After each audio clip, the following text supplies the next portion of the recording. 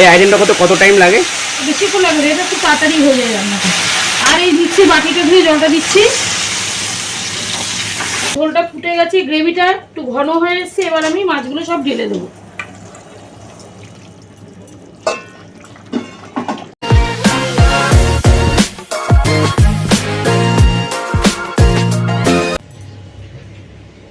বন্ধুরা, আজ বানাবো পার্শে মাছ দিয়ে সর্ষে পোস্ত ঝাল।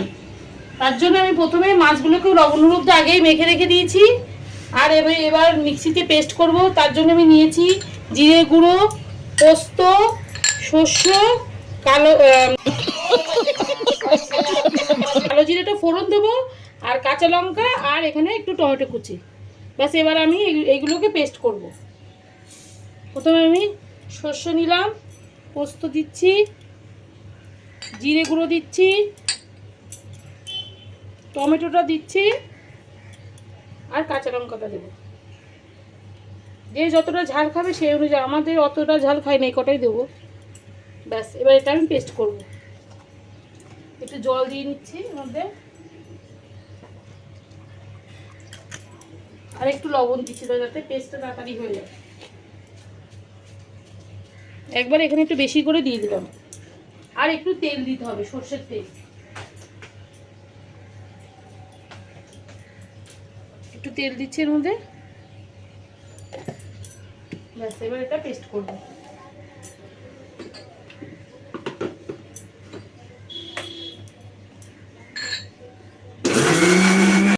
তেলটা আগে থেকে আমি গরম করে রেখেছি। এর মধ্যে একটু লবণ দেব, অল্প করে একটু দেবো। গরম হয়ে গেছে তেলটা। আর মাছগুলো কিন্তু আমি হালকা ভাজবো, বেশি ভাজবো না। গ্যাসটা আগে কমিয়ে নিতে হবে,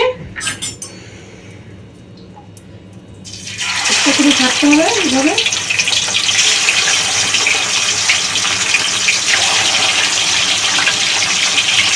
পাঁচটা মাছের ঝালে কিন্তু অনেক সময় কাঁচাও রান্না করা যায়, কিন্তু আমাদের একটু গন্ধ লাগে বলে কাঁচা রান্না করি না, এই ভেজেই রান্না করি আমরা।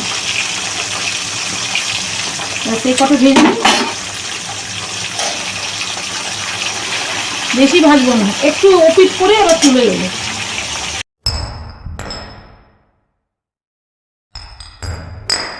এই যে ওপিটটাও উল্টে দিয়েছি, দিয়ে এই হালকা ভাবে আমি তুলে নেবো।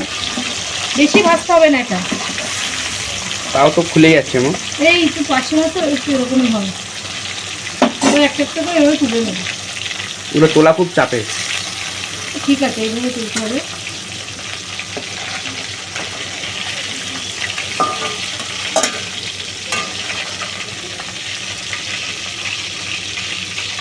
এই হাতটাকে তুলে নিচ্ছি।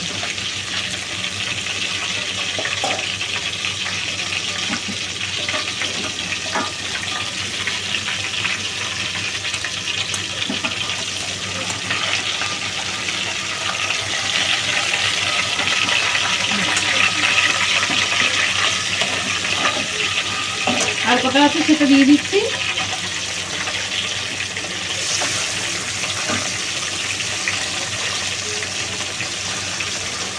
একবারে ভেজে তারপরে তোমাদের দেখাচ্ছি। এই যেমন মাছগুলো সব ভাজা হয়ে গেছে, এবার এই তেলের মধ্যে আমি কালো জিরে ফোড়ন দেবো। এটা মাছ ভাজাগুলো সব, হ্যাঁ। আর এই যে বাটা মশলাটা দিয়ে দেবো, একটু নাড়াচাড়া দেবো। মানে এটা মিক্সিতে পেস্ট করলে এক্ষুনি? হ্যাঁ হ্যাঁ, এই মিক্সিতে পেস্ট করে মশলাটা দিয়ে দেবো।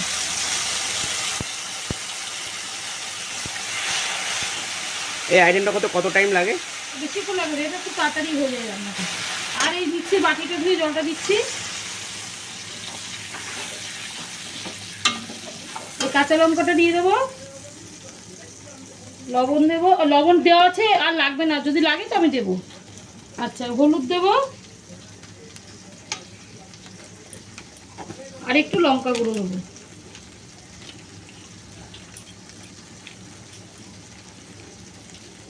ব্যাস, এটাতে নাড়াবো।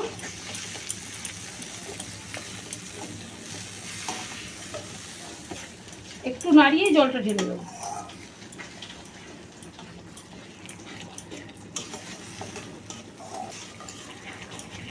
এবার জল ঢেলে দেবো।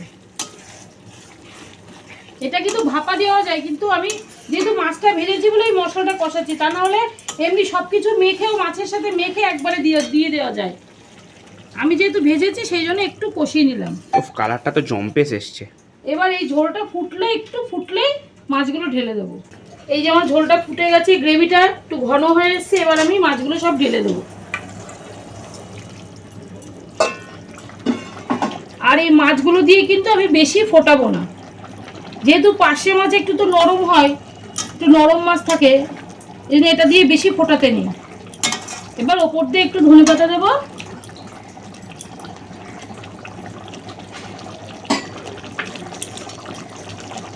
দিয়ে আর একটু ফুটলেই গ্যাস বন্ধ করে দেবো। এই যে আমার পার্শে মাছের ঝাল রেডি।